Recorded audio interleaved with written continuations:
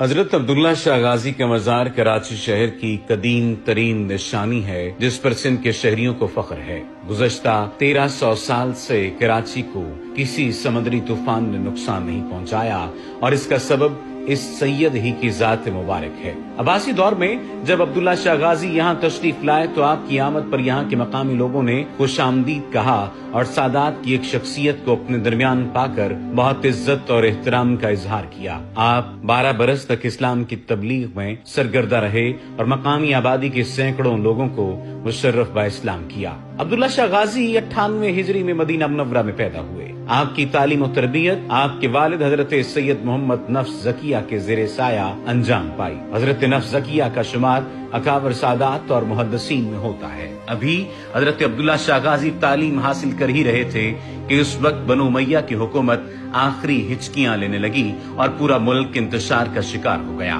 پھر خلافت عباسی کا دور شروع ہوا۔ حضرت نفس زکیہ نے 138 ہجری میں عباسیوں کے خلاف علم بغاوت بلند کیا اور اپنی دعوت خلافت تحریک مدینہ منورہ سے شروع کی۔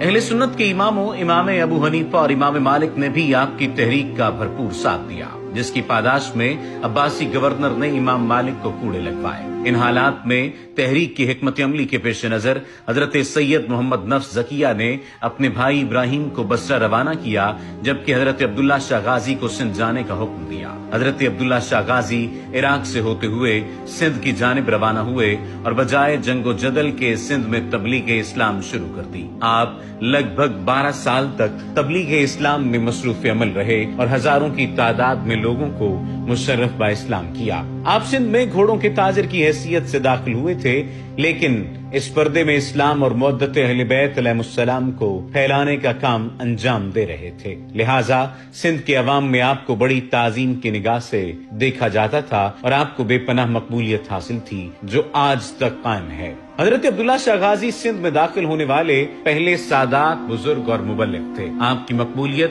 اور مریدین کی بڑھتی ہوئی تعداد دیکھ کر لوگ ان سے حسد کرنے لگے۔ ان کی سندھ میں موجودگی کے حوالے سے سندھ کے اس وقت کے عباسی گورنر عمر بن حفظ کو آگاہ کر دیا گیا، مگر کیونکہ گورنر سادات کا بے حد احترام کرتا تھا لہٰذا اس نے لوگوں کی بات سنی انسنی کر دی اور باقاعدہ طور پر حضرت عبداللہ شاہ غازی سے ملاقات کر کے ان کے ہاتھوں پر بیعت کر لی۔ اسی دوران حجاز میں محمد نفس زکیہ کو عباسی فوجوں نے شہید کر دیا، جس کے بعد عباسی خلیفہ المنصور نے عمر بن حفظ کو حضرت عبداللہ شاہ غازی کو گرفتار کر کے فوراً دربار خلافت میں حاضر کرنے کا حکم جاری کر دیا، لیکن گورنر سندھ نے آپ کو گرفتار کرنے کی بجائے بہانہ کر دیا کہ عبداللہ شاہ غازی میری مملکت کی حدود میں نہیں ہے۔ خلیفۃ المنصور حضرت عبداللہ شاہ غازی کے بڑھتے ہوئے مریدین کی تعداد کے سبب انہیں خلافت عباسیہ کے لیے ایک خطرہ سمجھ رہا تھا، لہٰذا اس نے 151 ہجری میں عمر بن حفظ کو سندھ کی گورنری سے ہٹا کر ان کی جگہ ہشام بن عمر کو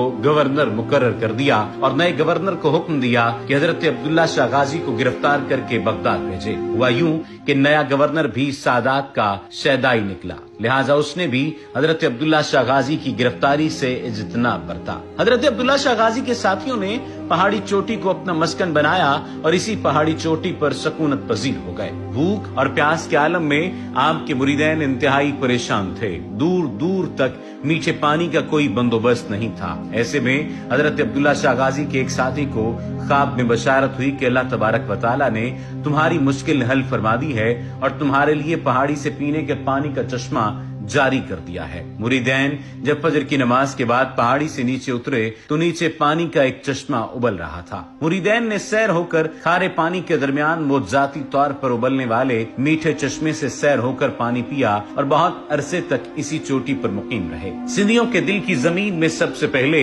حضرت عبداللہ شاہ غازی نے ہی اسلامی بیج بویا، پھر اس کی آبیاری کی اور محبت، اخوت اور بردباری سے دلوں کو گرمایا اور ایمان کی زرخیزی سے روشناس کروایا۔ روایت میں ہے کہ ایک مرتبہ حضرت عبداللہ شاہ غازی شکار کی غرض سے جنگلوں میں جا رہے تھے تو کسی سبب فوجوں نے ان سے اچانک لڑائی شروع کر دی۔ اچانک کسی ظالم کی تلوار آپ کے سر مبارک پر لگی جس سے زخمی ہو کر گر پڑے۔ اسی اثنا میں آپ کے ساتھیوں کے حملے سے مخالف افواج بھاگنے پر مجبور ہو گئیں۔ جب آپ کے ساتھی آپ کے قریب پہنچے تو آپ جام شہادت نوش کر چکے تھے۔ روایات کے مطابق یہ 20 ذی الحجہ 151 ہجری کا دن تھا۔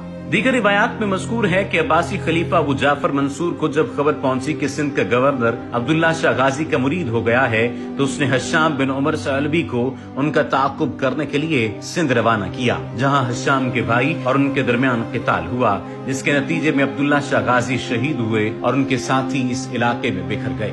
ذہبی اور ابو الفرج اصفہانی نے بھی اس کی طرف اشارہ کیا۔ تیوری نے بھی یہ واقعات 768 عیسوی بمطابق 151 ہجری میں نقل کیے ہیں۔ اس وقت سے آج تک کراچی کے علاقے میں سب سے بڑا عرس مبارک عبداللہ شاہ غازی کا ہوتا ہے، جس میں ہندو، شیعہ، مسلمان اور عیسائیوں سمیت تمام مذاہب کے لوگ شرکت کرتے ہیں۔ کراچی کے علاقے کلفٹن میں واقع عبداللہ شاہ غازی کا مزار انتہائی تاریخی اہمیت کا حامل ہے۔ 20ویں صدی کے اوائل تک یہ مزار ایک ریتلے پہاڑ کے ٹیلے پر ایک چھوٹی سی کٹیا کی شکل میں واقع تھا۔ مزار کی تعمیر اور توسیع مزار کے اس وقت کے متولی اور سیون شریف سے تعلق رکھنے والے کلندری سلسلے کے صوفی بزرگ مرشد نادر علی شاہ نے کی۔ مزار کی مشہور عمارت، اس کی سیڑھیاں، جامع مسجد، لنگر خانہ، قوالی ہال اور مہمان خانہ انہی کی زیر نگرانی تعمیر کیے گئے۔ مزار کا سبز اور سفید دھاری دار گنبد کراچی کی شناخت بنا۔ یہ مزار ہر فرقے، نسل اور معاشرے کے تمام طبقات سے تعلق رکھنے والے لوگوں کی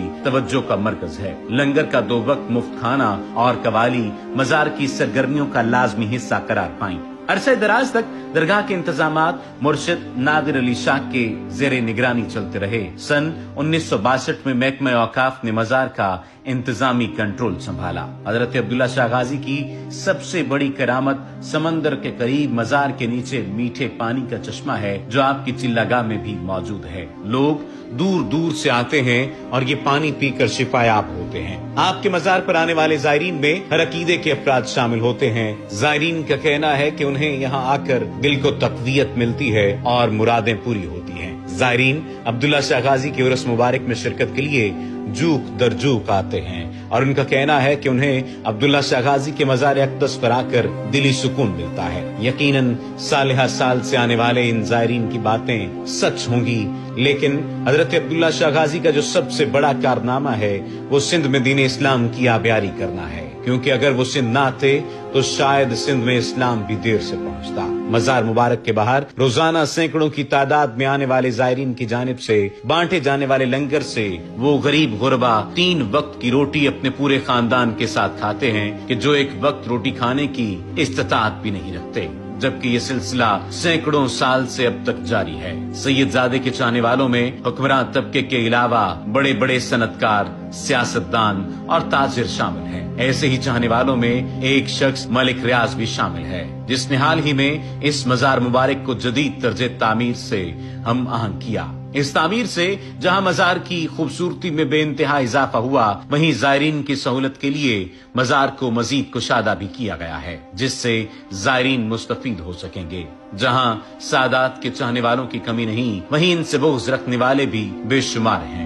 ایسے ہی کچھ بدبختوں نے 2010 میں مزار مبارک پر حملہ کر کے 10 زائرین کو شہید اور 55 کو زخمی کیا، لیکن اس بزدلانہ کارروائی کے بعد بھی زائرین کی تعداد بڑھتی ہی چلی گئی اور انشاءاللہ بڑھتی ہی چلی جائے گی۔